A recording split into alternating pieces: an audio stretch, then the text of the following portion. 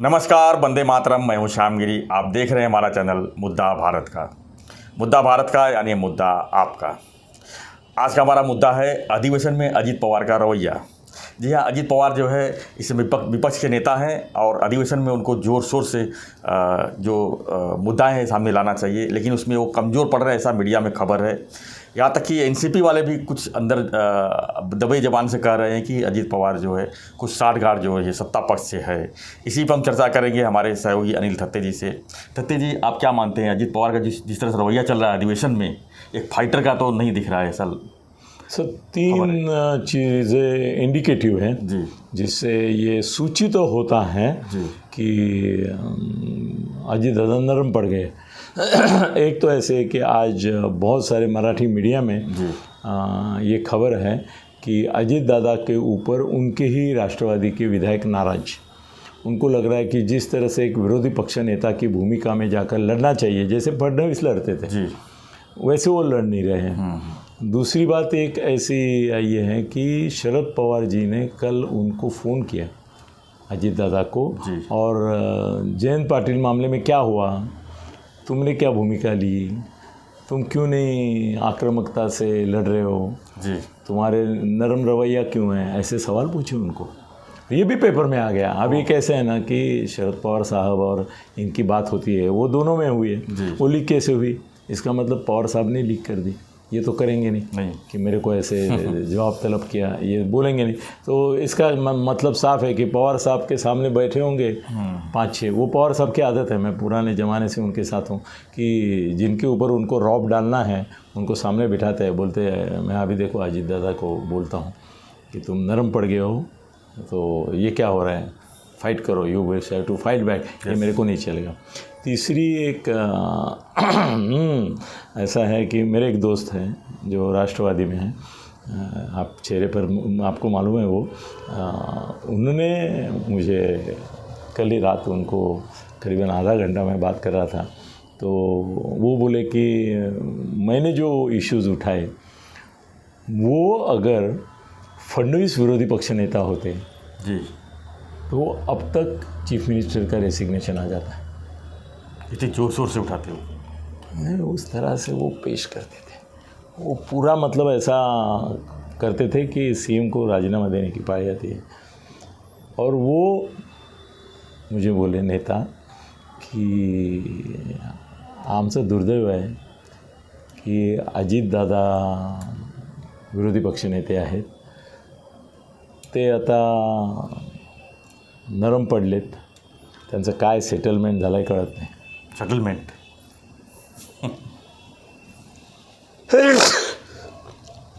त्यांचं काय सेटलमेंट झालं आहे कळत नाही, पण दादा दादा राहिले नाही, हे अजित दादा ते नहीं। वो तुम इतना एक्सप्लोजिव विधान कर रहे हो कि मैंने अगर इंडिकेट भी किया कि किसने ये किया तो हाहाकार मच जाएगा। वो बोले मत करो ना, मैं तुम्हारा दोस्त हूँ, तो दोस्त हूँ करके तुम मुझसे बात करता हूँ, दिल की बातें करता हूँ, हर बार बोलना चाहिए बाहर, ऐसा नहीं। मैं बोला मगर ये बात आनी चाहिए कि विधायक नाराज है और उनको लगता है कि दादा का कुछ सेटलमेंट हो गया है। अभी दादा का इनसे फडणवीस से कुछ सेटलमेंट हो गया है, ऐसा लोगों को क्यों लगता है? तो एक बात तो ये है कि 80 घंटे की जो सरकार बनी जी, उसमें इनको क्लीन चिट मिली। दूसरी बात ऐसी है कि अजीत दादा के ऊपर जो इनकम टैक्स के रेड हुए थे, वो सब रेड में जो प्रॉपर्टी जब्त की गई थी वो पिछले हफ्ते ही उनको वापस दी गई। सर, ये चीज़ इनकम टैक्स वाले तभी करेंगे जब मोदी शाह ऊपर से ऑर्डर नहीं देंगे, और मोदी शाह तभी ऑर्डर देंगे जब फडणवीस साहब उनको कुछ न कुछ इंडिकेशन देंगे कि भाई ये जो है वो भी इसको टारगेट नहीं करना है अपना, इसको थोड़ा सॉफ्ट रखना है, इसको सॉफ्ट कॉर्नर से थोड़ा संभल लेना है अभी। तो उनको वो मिल गए। फिर ऐसा हुआ कि जो भी आंदोलन है अभी आज की तारीख में रियलिटी में ऐसा है कि एक ज़माने में महाआघाड़ी की सरकार थी तो बीजेपी बहुत आक्रामकता से लड़ती थी, बहुत रास्ते पर लड़ती थी। जो नाटक अभी ये लोग करते वो सब बीजेपी करती थी। मगर उसमें फडणवीस की आवाज़ बहुत ज़ोर शोर से आती थी और ऐसे मुद्दे लेके खड़े होते थे कि हमारे मराठी में बोलते मुद्दे नहीं गुद्दे। तो एग्जाम्पल में वाजे का मैटर जब हुआ था हाँ सर, और कैसे है ना कि फडणवीस साहब के साथ डिटेक्टिव एजेंसीज भी हैं, अधिकारी उनको वश हैं। अधिकारी यहाँ पे मंत्री ने साइन नहीं किया महाआघाड़ी के कि उसका जेरॉक्स निकाल के फडणवीस साहब को भेजते थे, या ऐसी चर्चा है। चर्चा ही बोलना पड़ता है, जो भी फैक्ट है वो नहीं बोल सकते कि इतना बड़ी फैक्ट है कि कोई भी बड़ा निर्णय होता था ना तो हर एक डिपार्टमेंट के लोग फडणवीस को भेजते थे। फडणवीस के साथ ऐसे महाआघाड़ी की पूरी फाइलें होती थी और वो डिसाइड करते थे कि इसके ऊपर ये क्या करना है वगैरह वगैरह। सर उन्होंने खड़से को फिनिश करके दिखाया है पॉलिटिक्स से। अभी भी खड़से का तो दूध का वो संघ भी वो संभाल नहीं पाया। तो वो होता है, उन्होंने विनोद तावड़े को तड़ी पार किया है फडणवीस साहब ने, वो कब का बेचारा तड़ी पार है अभी तक। मतलब कितने लोग हैं, बेचारी हमारी पंकजा है, वो अभी तक भी पंकजा बोले तो कमल जी, तो पंकजा जो है वो अभी इसमें चिखल में ही पड़ी हुई है, बेचारी को कोई अपलिफ्ट नहीं मिली है।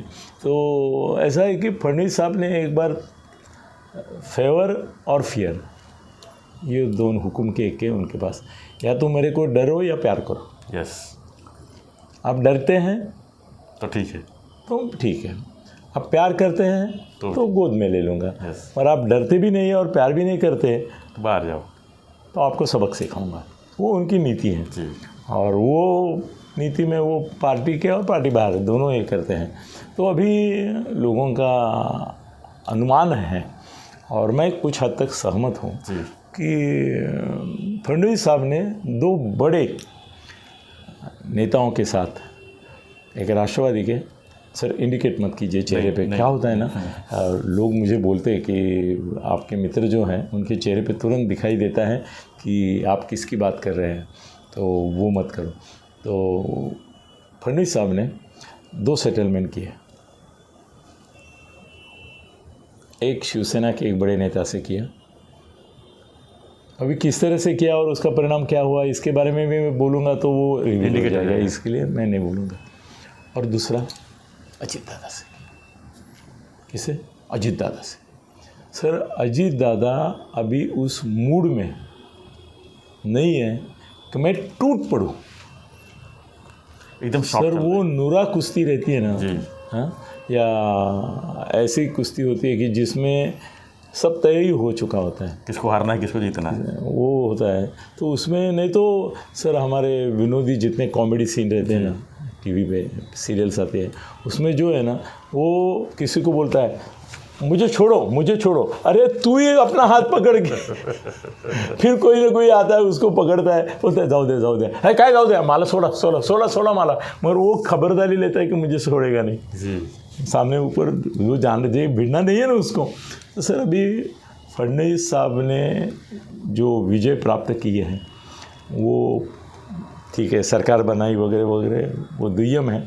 सर विरोधी पक्ष में उसने जो अपने लोग पैदा किए हैं जी, और जो अभी धीरे धीरे पिघलते जा रहे, उनमें से एक अजीत दादा है। ऐसे लोगों की भावना है, उनकी ही पार्टी के लोग बोल रहे कि ये है। और पवार साहब ने उनको फ़ोन करके मराठीमध्ये म्हणतो झापलो की काय झालं आहे, तुम्ही या पद्धतीने जर त्यांच्याशी बोलत राहिले तर मग तुम्ही त्यांच्याच पक्षात जा ना।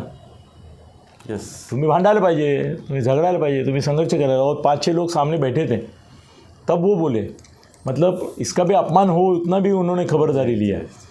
तो अभी आज क्या बोलते हैं ना, मारून मुटकून तसं वो आज कुछ बोल रहे हैं, अभी वो कर रहे हैं, पर सर जान नहीं उसमें, प्राण नहीं उसमें, बोलने के लिए बोल रहे हैं। सर शब्दों में अर्थ तब प्राप्त होता है जब वो भावना आपके दिल में रहती है। बिल्कुल, शब्द तो डिक्शनरी में है ना जी, शब्दकोश में सभी शब्द हैं। वो शब्द तब मंत्र के रूप में आते हैं कि जब उसके पीछे किसी का अंदर का तंत्र यंत्र और आत्मा जुड़ जाता है। सर दादा जो है वो शब्द बोल रहे हैं मगर उसमें से अर्थ गायब हो गए हैं।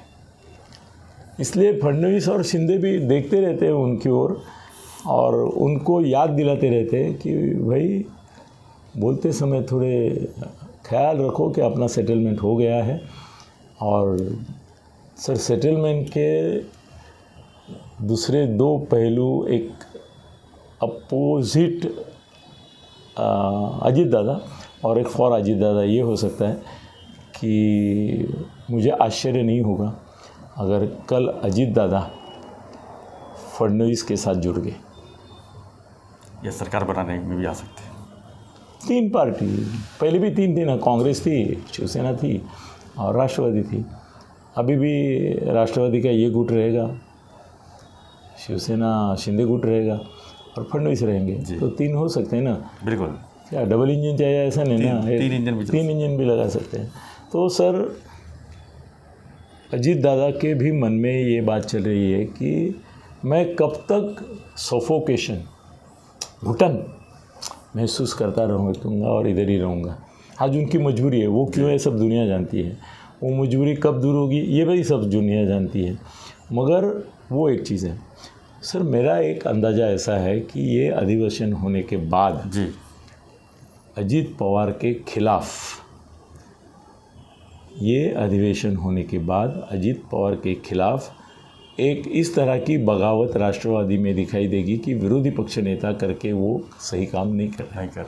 जबकि सर आमदारों में उनके समर्थकों की संख्या बहुत है जी, मगर सर कैसे है कि एक बार बाबा साहब भोसले मुख्यमंत्री थे तो मैंने उनको बोला की आमदार तुमच्या विरुद्ध आहे, ते बोलले इंदिरा गांधी जोपर्यंत माझ्याबरोबर आहे, उस समय इंदिरा गांधी थी, तोपर्यंत हे 288 विरोधात गेले, मला काय फरक पडत नाही, आणि ज्या दिवशी ती माझ्याबरोबर नसेल त्या दिवशी 288 माझ्याबरोबर आले तरी मला कोण वाचवू शकत नाही।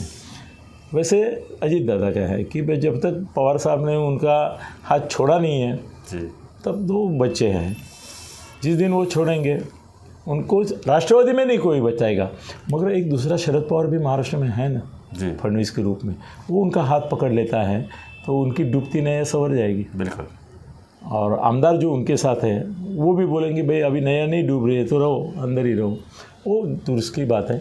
सब मेरे को ऐसा लगता है कि अजीत पवार जनवरी में अपना विरोधी पक्ष नेता पद जो है छोड़ेंगे, वो छोड़ेंगे, या तो वो छोड़ेंगे, वो खुद छोड़ेंगे, या तो उनको बोल दिया जाएगा कि आप छोड़ दो। और विरोधी पक्ष नेता के रूप में मुझे आश्चर्य नहीं होगा कि अगर शरद पवार साहब ने, जिन्होंने अभी शरद पवार साहब ने तुम्हारे जितेंद्र आव्हाड के बारे में एक पर्सनल ट्वीट किया, उसको शाबाशी दी, उसके साथ खड़े रहे, अजीत दादा को भेजा, खुद उससे बात की कि मैं तुम्हारे साथ हूँ। और आज की तारीख में शिंदे को सबसे ज़्यादा सरदर्द अगर कोई दे रहा है तो जितेंद्र दे रहा है, और उसकी मनीषा यही है कि मैं ये लड़ाई मेरे या उनके दोनों के मैं एक से राजकीय अंत तक लड़ूंगा। तो हो सकता है कि जितेंद्र आव्हाड को विरोधी पक्ष नेता तो थाना में ही सब मुख्यमंत्री भी और विरोधी पक्ष नेता भी, मुख्यमंत्री और पक्ष विपक्ष, और वो जो लड़ाई है वो थाना उसका रण क्षेत्र बन जाएगा। इसमें पानीपत किसका होगा वो उस समय पता चलेगा, मुझे अंदाजा है, मगर नहीं आज बोलना चाहता हूँ। तो सर अजीत पवार के ऊपर नाराज़ी पवार साहब की है, उनके विधायक जो डायरेक्ट कट्टर उनके साथ नहीं है, उनको भी लगता है कि ये सेटलमेंट हुआ है इनका। और बीजेपी वाले भी, वो याद कौन आता है मुझे, राहुल गांधी है ना जी, उसने कड़वा भाषण किया लोकसभा में, संसद में, और बैठ गया और इनकी ओर देखा, मोदी साहब की ओर, ऐसे आँख मारी कि मैंने मजाक किया, मैंने धमाल भाषण तो किया, मगर और वह बाद में जाके गले भी पड़े ना उनके, याद है? यस, मेरे को अजीत दादा वो राज ठाकरे की भूमि, अपने तुम्हारे राहुल गांधी की भूमिका में दिख रहा है कि भाषण किया, फिर शिंदे फडणवीस को आँख मारी और घर जाके गले पड़े। चलो कुछ तो हुआ है जी, और वो सेटलमेंट के तरह ही कुछ है, ऐसा मुझे लगता है। अभी वो सेटलमेंट का जो ये है खुलासा, वो धीरे धीरे होता जाएगा, देखते हैं क्या होता है। और अगर जितेंद्र नहीं, अभी तो ख़त्म होने को है, तो अभी 2-4 दिन बाकी है, 10 दिन का था, वही आ गया, और आज 6ठा दिन है, आज 6ठा दिन है, 3 दिन रहेंगे सर। ये एक बार वो ख़त्म हो गया ना तो ये सब नीचे बैठ जाता है, फिर अलग टाइप का आंदोलन चलेगा। तो अजीत दादा ने उनका पार्टी का विश्वास खो दिया, इसमें कोई शक नहीं, और शिंदे फडणवीस का विश्वास पा लिया, इसमें भी शक नहीं। अभी इसके परिणाम क्या हो गए देखते हैं। जी, धन्यवाद। धन्यवाद सत्य जी। तो हम चर्चा कर रहे थे अजीत दादा पवार के बारे में कि विधानसभा जो अधिवेशन चल रही है वहाँ पर आक्रामक की भूमिका में नहीं है, किससे सेटलमेंट हुई है, किस तरह की हुई है, इसी पर हम एनालिसिस कर रहे थे थते साहब के साथ में। तो आपको हमारा वीडियो कैसा लगा? आप गूढ़ रहस्य है जी, हाँ, मगर धुआं निकल रहा है तो कहीं ना कहीं आगे। जी, तो आपका अपना इस वीडियो के बारे में आपका क्या ख्याल है, आपका क्या विचार है, हमें जरूर कमेंट बॉक्स में लिखिए और बने रहिए हमारे साथ और भी एक्सक्लूसिव वीडियो के साथ। धन्यवाद। जय हिंद, जय भारत।